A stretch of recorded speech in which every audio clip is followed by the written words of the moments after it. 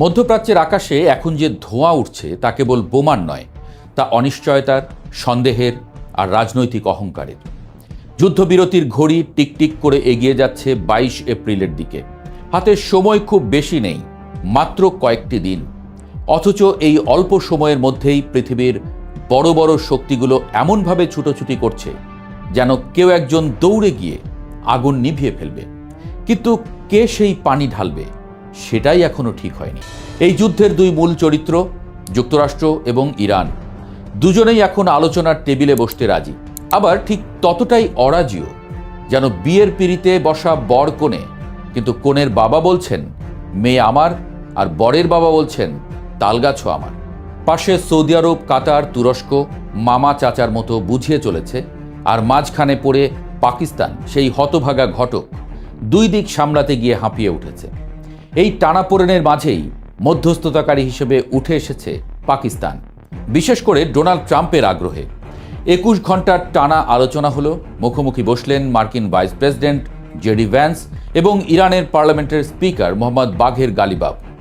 21 ঘন্টা আলোচনার জন্য একটা লম্বা সময়, কিন্তু ফলাফল শূন্য। যেন এক দীর্ঘ নাটক যার শেষ দৃশ্যে পর্দা নামলো, কিন্তু গল্পের কোনো সমাধান হলো না। এই ব্যর্থতার পর বিশ্বজুড়ে যে হতাশা নেমে এলো তা শুধু কূটনীতিকদের মধ্যেই সীমাবদ্ধ ছিল না। বাংলাদেশ থেকে ব্রাজিল, ইউরোপ থেকে আফ্রিকা, সবখানেই মানুষ বুঝতে পারছে যে এই যুদ্ধের আগুনের তাপ তাদের ঘরেও লাগছে। কারণ যুদ্ধ কেবল সীমান্তে থাকে না, তেলের দাম বাড়ে, বাজারে আগুন লাগে, অর্থনীতি কেঁপে ওঠে।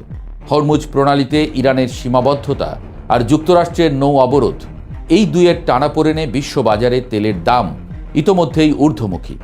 যুদ্ধ যেন এক অদৃশ্য হাত, যা দূরের দেশগুলোর পকেটও খালি করে দেয়। এই পরিস্থিতিতে নতুন করে নড়ে চড়ে বসেছে সৌদি আরব, কাতার এবং তুরস্ক, যেন বড় ভাইরা এসে ছোটদের ঝগড়া মেটাতে চাইছে। পাকিস্তানের প্রধানমন্ত্রী শাহবাজ শরীফ 4 দিনের সফরে বের হচ্ছেন এই দেশগুলোতে। উদ্দেশ্য একটাই, আবার আলোচনার টেবিল সাজানো।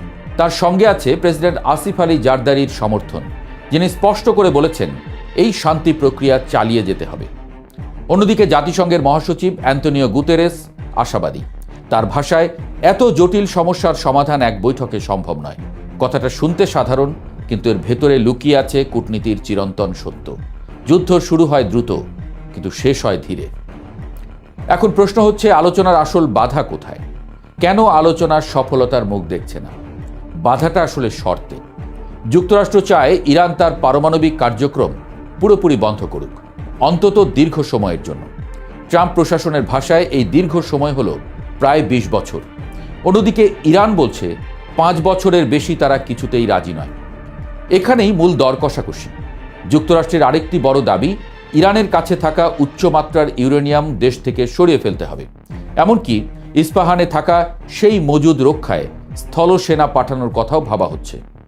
ইরান এই প্রস্তাব একেবারে নাকচ করেছে। তারা বলছে জ্বালানি তাদের দেশেই থাকবে, তবে প্রয়োজনে তারা এর মাত্রা কমাতে পারে। এই আলোচনায় আরেকটি ছায়া ভেসে বেড়াচ্ছে। 2015 সালের পরমাণু চুক্তি, বারাক ওবামার সময় করা সেই চুক্তিকে ট্রাম্প একসময় ভয়াবহ বলে বাতিল করেছিলেন।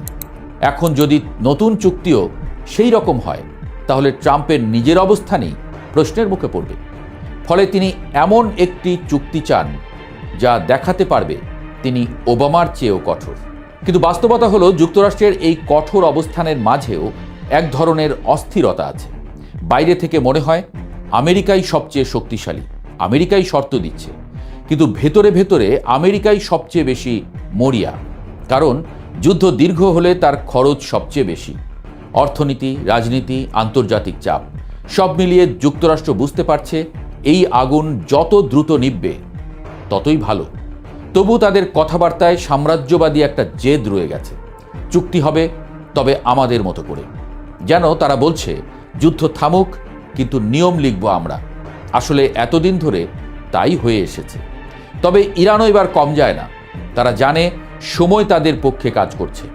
অতীতে যেমন যুক্তরাষ্ট্র সময় ক্ষেপণ করেছে, নিষেধাজ্ঞা, সাইবার হামলা, কূটনৈতিক চাপ দিয়ে, তেমনি ইরানও এখন সময়কে ব্যবহার করছে দর কষাকষির হাতিয়ার হিসেবে।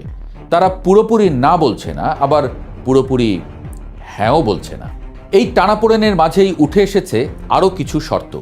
হরমুজ প্রণালীতে অবাধ চলাচল, বেশ কিছু বিদ্রোহী গোষ্ঠীগুলোর প্রতি ইরানের সমর্থন বন্ধ করা এবং কাতারে আটকে থাকা প্রায় $6 বিলিয়ন অর্থ মুক্ত করা, প্রতিটি শর্তই যেন এক একটি গিঁট, যা খুলতে গেলে আরও নতুন গিঁট তৈরি হচ্ছে। তবে আশার কথা একটাই, দর কষাকষি মানেই সম্ভাবনা আছে। যদি দুই পক্ষ একেবারেই অনড় থাকত তাহলে আলোচনা হতো না। এখন আলোচনা হচ্ছে মানে দরজা পুরোপুরি বন্ধ হয়নি। শোনা যাচ্ছে খুব শিগগিরই আবার বসতে পারে নতুন বৈঠক। স্থান হিসেবে ইসলামাবাদ ও জেনেভার নাম ঘুরে ফিরে আসছে। ট্রাম্প নিজেও ইঙ্গিত দিয়েছেন আগামী কয়েকদিনের মধ্যেই আবার আলোচনা শুরু হতে পারে। তবে তাকে কেউই আর বিশ্বাস করে না এখন।